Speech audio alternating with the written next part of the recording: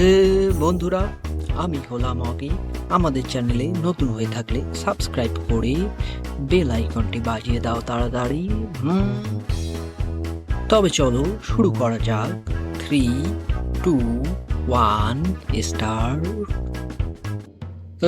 বন্ধুরা, কেমন আছো সবাই?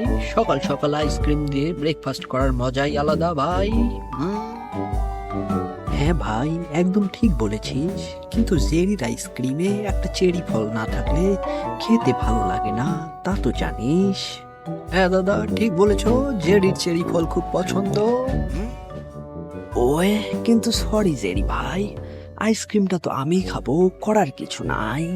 ওয়ে হে দাদা, আমি আগে থেকে জানতাম তুমি খুব লোভী, তাই আগে থেকেই পালানোর প্ল্যান করে রেখেছি।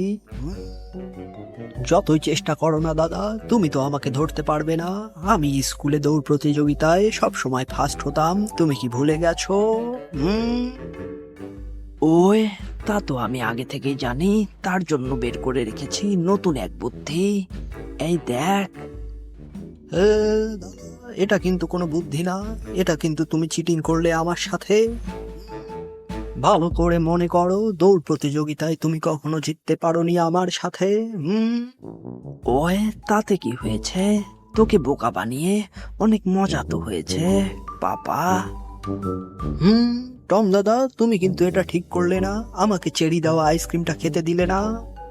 আহো, হিসকা হিসকা হিসকা হিসকা হিসকা হিসকা। আহো, টম দাদার বুদ্ধি দেখে হয়েছে খুব খুশি।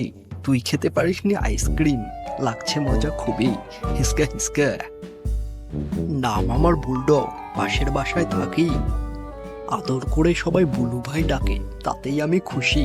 হিসকা হিসকা। আহো জেরি ভাই, তোমাকে দেখে একটা কবিতা মনে পড়ছে। ওই দেখা যায় তাল গাছ, ওই আমাদের গা। জেরি ভাই, তোমাকে লাগছে স্যান্টা ক্লসের মামা। আহো।